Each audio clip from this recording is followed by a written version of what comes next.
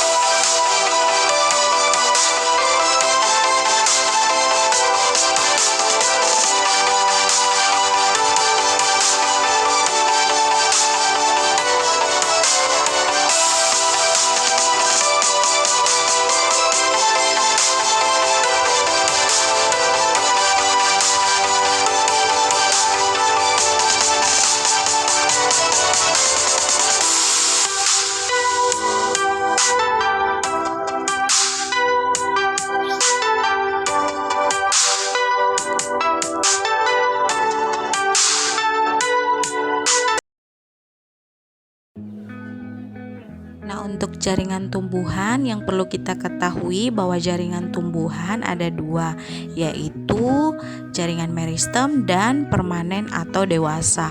Nah, pada jaringan meristem itu terdapat dua, yaitu meristem primer dan meristem sekunder.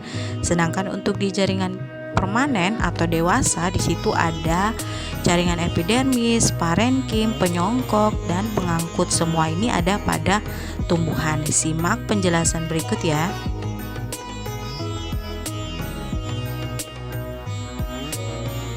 Nah, untuk jaringan pertumbuhan yang pertama itu ada meristem. Nah, jaringan meristem adalah jaringan pada tumbuhan yang tersusun atas sel-sel yang aktif membelah.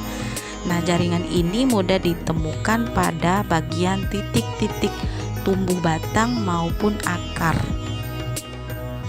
Nah, untuk jaringan meristem itu yang tadi terbagi dua, yaitu ada meristem primer dan meristem sekunder. Untuk kalian lihat pada gambar, untuk meristem primer itu dia ada di ujung batang dan ujung akar. Nah, fungsinya untuk melakukan pertumbuhan pemanjangan pada tumbuhan.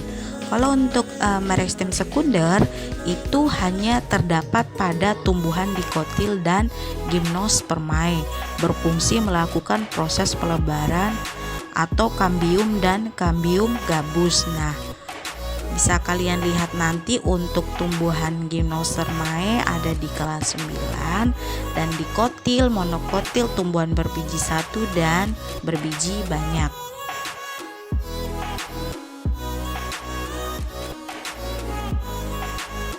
Untuk jaringan tumbuhan berikutnya ada jaringan permanen atau dewasa. Nah, jaringan ini merupakan hasil pembelahan sel meristem primer dan sekunder yang sudah berdiferensiasi. Nah, jaringan permanen ini dia sifatnya non meristematik atau dia tidak aktif membelah. Jadi dia tidak tumbuh dan tidak berkembang.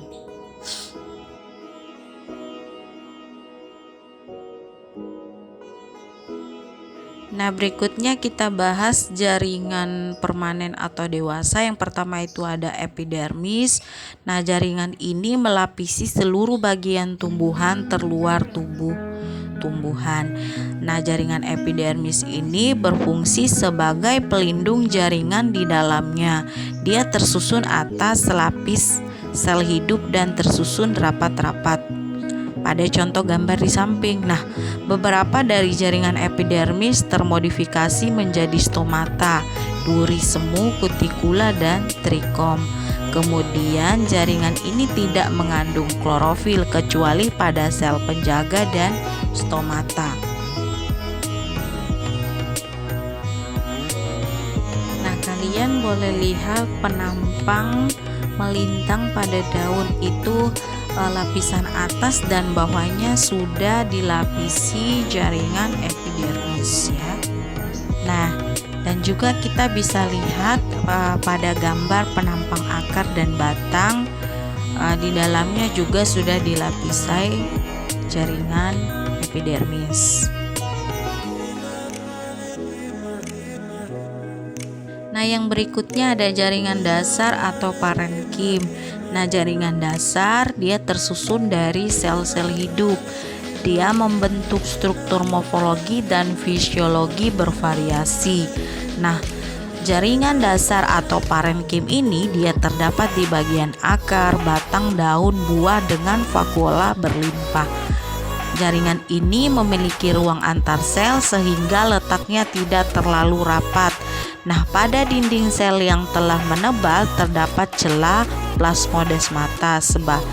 Nah, sebagian dari jaringan ini dia memiliki klorofil. Nah, perhatikan penampang jaringan parenkim pada daun. Nah, untuk jaringan parenkim dia ini berfungsi untuk menyimpan amilum pada tumbuhan padi, dan parenkimnya dia juga berfungsi menyimpan udara pada bunga lili. Nah, yang berikutnya ada jaringan penyongkong. Nah, jaringan penyongkong ini berfungsi menguatkan tubuh tumbuhan. Nah, jaringan ini terbagi dua, yaitu kolenkim dan sklerenkim. Kalau jaringan kolenkim dia tersusut atas sel-sel hidup, menyongkong tumbuhan muda. Nah, terjadi penebalan di bagian sudut-sudut dinding selnya. Nah, untuk jaringan sklerenkim dia tersusun atas sel-sel mati. Dia menyongkong tumbuhan yang sudah tua. Nah, jaringan ini juga menebal di seluruh bagian dinding selnya. Dia terdiri dari serat dan skeleid.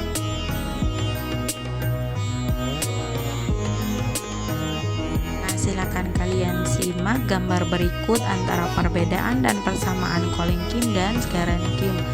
Kalau untuk jaringan kolenkim sendiri, dia adalah sel yang mengalami penebalan selulosa.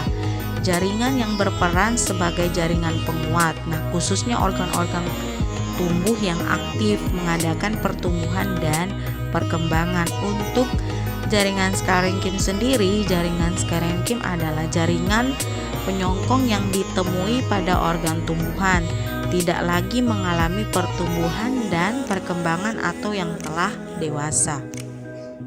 Nah, yang terakhir kita lihat ada jaringan pengangkut. Nah, di sini jaringan pengangkut terbagi menjadi dua, yaitu ada xilem dan phloem. Nah, untuk xilem pada jaringan pengangkut ini dia tersusun atas trakeid, pembuluh xilem, parenkim kayu, dan sklerenkim kayu. Nah, xilem ini dia berfungsi untuk mengangkut air dan garam mineral dari dalam tubuh menuju daun. Kalau untuk phloem dia tersusun oleh sel lapis, pembuluh tapis, sel pengirim, sel parenkim kayu, dan sklerenkim kayu. Nah, untuk phloem dia berfungsi untuk mengangkut zat-zat hasil fotosintesis ke seluruh bagian tubuh.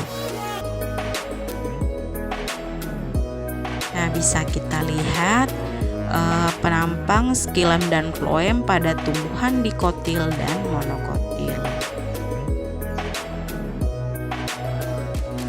Nah, yang berikutnya kita masuk pada organ-organ pada tumbuhan.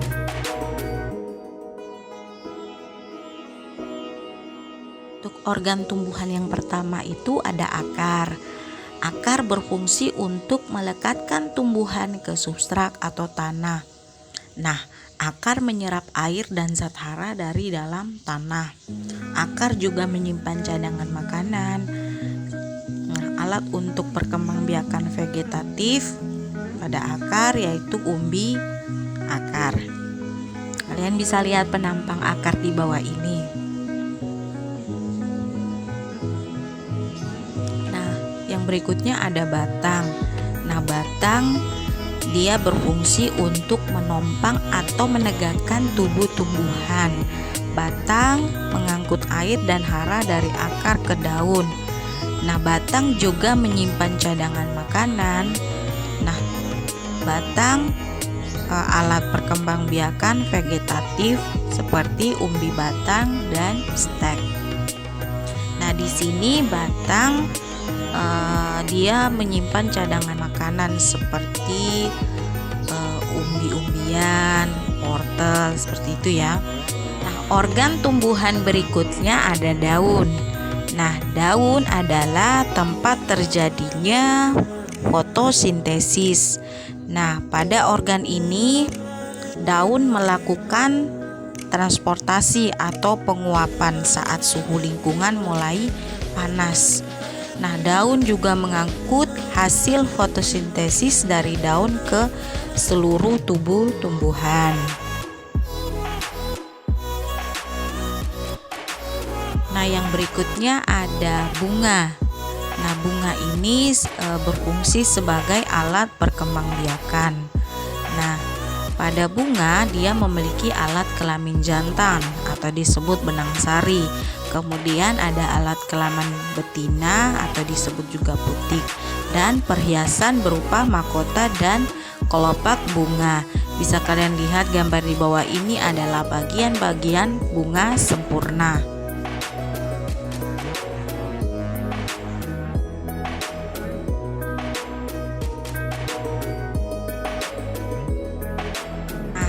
Jadi untuk proses fotosintesis ini sendiri dia terjadi di daun, tepatnya di jaringan palisade atau jaringan tiang dan jaringan spons atau jaringan bunga karang. Nah, fotosintesis adalah proses pembentukan glukosa dan oksigen dengan menggunakan cahaya sebagai sumber energi. Bisa kita lihat pada gambar di samping. Nah, jadi fotosintesis merupakan salah satu istilah dalam biologi. Apa itu fotosintesis? Fotosintesis merupakan gabungan dari kata foto yang artinya cahaya dan sintesis artinya proses pengolahan dengan menggunakan bahan tertentu. Jadi fotosintesis adalah proses pembuatan energi yang diperlukan tumbuhan yang dibantu oleh cahaya matahari serta bahan-bahan pendukung seperti CO2, air, dan unsur hara yang berguna untuk kelangsungan hidup suatu tumbuhan. Nah, perlu diketahui bahwa proses fotosintesis ini hanya dapat dilakukan oleh tumbuhan yang memiliki klorofil. Nah, tanpa adanya klorofil, suatu tumbuhan tidak akan dapat membuat makanannya sendiri.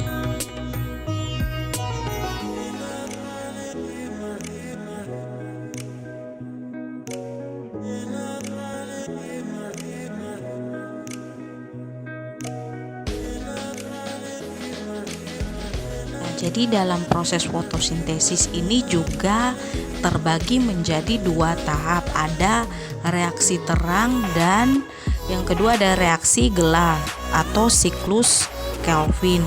Nah, untuk reaksi terang sendiri, klorofil dia menangkap energi cahaya dan menghasilkan energi. Kemudian dalam proses reaksi terang ini pemecahan air menjadi glukosa ya. Untuk reaksi gelap atau disebut juga siklus Kelvin ini terjadi pembentukan glukosa dengan menggunakan energi yang dihasilkan di reaksi terang. Nah, jadi reaksi terang adalah reaksi fotosintesis yang membutuhkan bantuan dari cahaya matahari. Biasanya reaksi ini berlangsung di ruang terbuka yang terkena cahaya matahari secara langsung. Nah, reaksi terang berlangsung dalam membran tilakoid yang terdapat pada ruang kloroplas. Nah, dalam reaksi ini klorofil akan bertugas sebagai penyerap cahaya matahari yang dimanfaatkan untuk mengubah molekul air menjadi oksigen dan hidrogen dalam bentuk ATP. Nah, jika pada reaksi terang sangat bergantung pada intensitas cahaya, maka reaksi gelap merupakan kebalikannya. Nah, pada reaksi gelap ini tidak bergantung pada cahaya matahari. Akan tetapi reaksi gelap ini tidak akan terjadi apabila tumbuhan tersebut tidak menjalankan reaksi terang terlebih dahulu. Nah, jika pada reaksi terang berlangsung dalam membran tilakoid, maka pada reaksi gelap berlangsung di bagian stroma kloroplas. Nah, proses yang terjadi pada reaksi gelap sangatlah kompleks, sama seperti reaksi terang, dan adapun tujuan utama dari reaksi gelap ini adalah untuk mengolah oksida untuk dijadikan glukosa. Nah, demikian penjelasan Ibu mengenai struktur dan fungsi jaringan tumbuhan, organ-organ pada tumbuhan, dan proses fotosintesis. Silakan kalian latihan soal, jawab pertanyaan berikut dengan benar. Terima kasih bagi yang sudah menyimak. Jangan lupa dipelajari lagi. Wassalamualaikum warahmatullahi wabarakatuh.